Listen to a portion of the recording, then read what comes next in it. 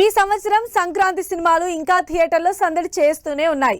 అప్పుడే next year Sankranti పోటీ గురించి చర్చలు జరుగుతున్నాయి.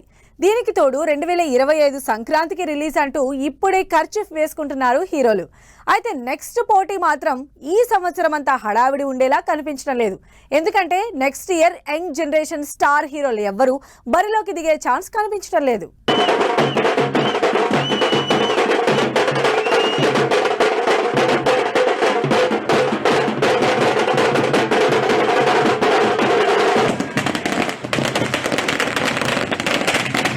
సంక్రాంతికి రిలీజ్ అయిన మహేష్ బాబు, నాగార్జున, వెంకటేష్ తో పాటు చిన్న సినిమాగా వచ్చి పెద్ద హిట్ అయిన హనుమాన్ థియేటర్లో సక్సెస్ఫుల్ రన్ కంటిన్యూ చేస్తున్నాయి.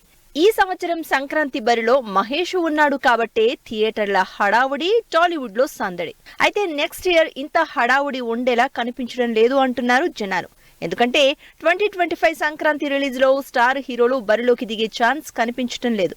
ఆల్రెడీ సూపర్ హిట్ అయిన శతమానం భవతికి నెక్స్ట్ పేజ్ గా సీక్వెల్ ని నెక్స్ట్ సంక్రాంతి రిలీజ్ అనౌన్స్ చేస్తే, మెగాస్టార్ వశిష్ఠతో చేస్తున్న విశ్వంభర మూవీని కూడా సంక్రాంతికే రిలీజ్ అంటూ సర్ప్రైజ్ చేశారు. అయితే నెక్స్ట్ ఇయర్ సంక్రాంతికి అంత పోటీ ఉండకపోవచ్చని తెలుస్తోంది. నెక్స్ట్ ఇయర్ సంక్రాంతికి ఈ సంవత్సరంలా హీట్ ఎక్కించేంత పోటీ ఉండకపోవచ్చు. ఎందుకంటే నెక్స్ట్ ఇయర్ సంక్రాంతికి ప్రజెంట్ జనరేషన్ యంగ్ స్టార్లు ఎవరూ పోటీలో లేకపోవడంతో 2025 జస్ట్ సీనియర్ హీరోల మధ్య పోటీయే కనిపిస్తోంది. కొన్నాళ్ల నుంచి సంక్రాంతిని ఎంజాయ్ చేస్తున్న మహేష్ నెక్స్ట్ రాజమౌళి సినిమా చేయాల్సి ఉండడం, రాజమౌళి సినిమా అంటే కనీసం 2 ఏళ్లు పడుతుంది కాబట్టి మహేష్ బరిలో లేకపోవడం కన్ఫర్మ్. నిజానికి ఈ సంవత్సరం సంక్రాంతికి రిలీజ్ అవ్వాల్సిన ప్రభాస్ సినిమా కూడా నెక్స్ట్ ఇయర్ సంక్రాంతికి ఏమన్నా ప్లాన్ చేస్తాడేమో అనుకోవడానికి ఛాన్స్ లేదు. ఎందుకంటే నాగాస్విన్తో చేస్తున్న కల్కి మూవీ మే 9న రిలీజ్ అవుతోంది. మరోవైపు మారుతి, ప్రభాస్ కాంబినేషన్ లో తెరకెక్కుతున్న రాజా సాబ్ ఇయర్ ఎండ్ లోపే రిలీజ్ అయ్యే ఛాన్స్ ఉంది. అలా కాకపోయినా సంక్రాంతికి రిలీజ్ అయ్యే ఛాన్స్ మాత్రం కన్ఫామ్ గా లేదు. ఎందుకంటే చిరంజీవి విశ్వంభర మూవీ, ప్రభాస్ రాజా సాబ్ ఈ 2 సినిమాలు యూవీ క్రియేషన్స్ లోనే తెరకెక్కుతున్నాయి కాబట్టి 2 సినిమాల మధ్య పోటీ అనే ఆలోచనే లేదు. సో సంక్రాంతి రేస్ నుంచి ప్రభాస్ కూడా అవుట్. ఎన్టీఆర్ ప్రస్తుతం దేవరా సినిమాతో బిజీగా ఉన్నాడు. దేవరా ఏప్రిల్ 5న రిలీజ్ అనౌన్స్ కూడా చేశారు. ఈ సినిమా తర్వాత ఎన్టీఆర్ వార్ 2తో ఎంగేజ్ అవ్వబోతున్నారు.